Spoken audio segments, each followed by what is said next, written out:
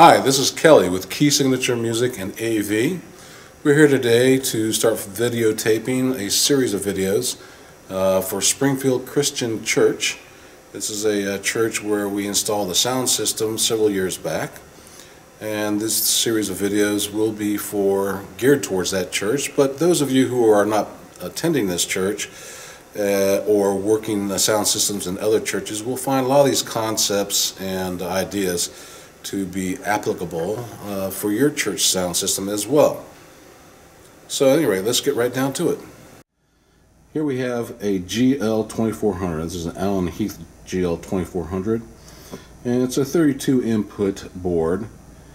So we have basically 30 monophonic inputs, standard inputs, 2 stereo, and then we have a set of subgroups, left, right, main left and right over here, and then main output, as well as some other stuff over here that I hope to try and explain in greater detail for so you'll understand how you're routing your signals. Because what it's all about is taking various signals, mixing them, and then sending them out to other directions, either in groups or unique signals for various other aspects of the sound system. Let's take a look at the standard input. This is the most common input that you're going to be using. Okay, on this particular board we have the configuration being a XLR microphone input. We also have a line-in input, which is an unbalanced input, an insert, as well as a direct out. Now, more than likely you won't be using some of these aspects, but let's just talk about it real quick. Line out output, what that does, it takes a copy of either one of these 2 input signals and sends it directly out. Quite often used for recording, multi-track, or if you want to take just the signal from this channel, this board, this channel, and you want to send it to something else, such as a recorder or another amplifier for a specific reason, you can take a direct out. The insert is for inserting a processor such as an EQ, you can even do an effects or things like that. More than likely you will not be using that aspect of the board. Now, the next one down is our unbalanced input. The input uses a 1/4 inch tip sleeve type input.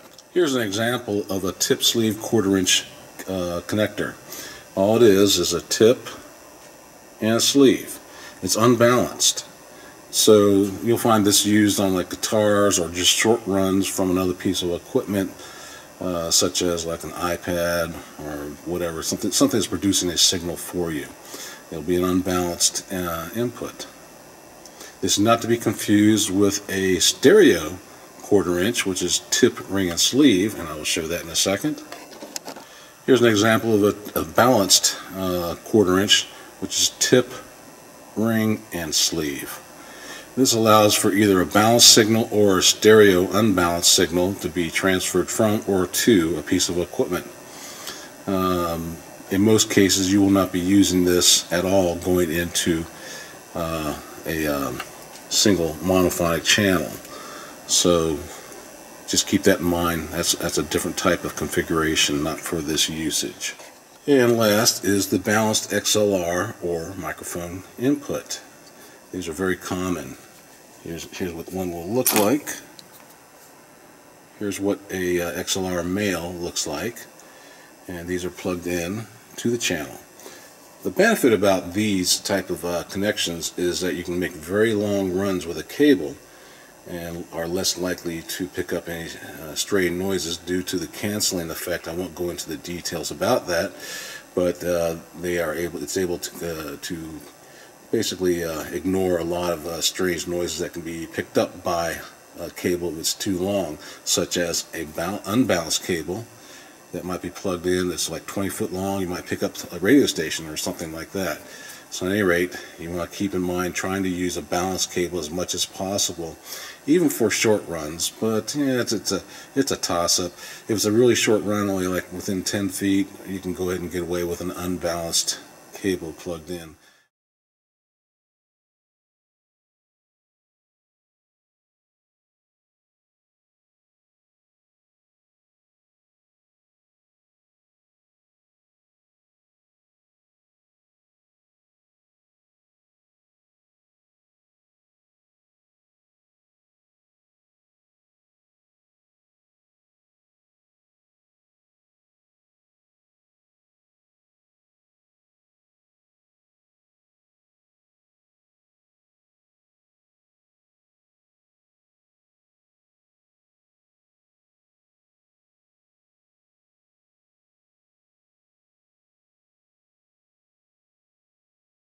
the 1/4" type cable, but this is our preferred method of trying to transfer a signal from a source to the mixer.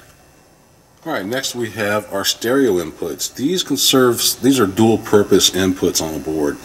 Quite often the configuration is you have two unbalanced left and right, remember, unbalanced, typically left and right, going into the board. These are for like patching in like an iPad,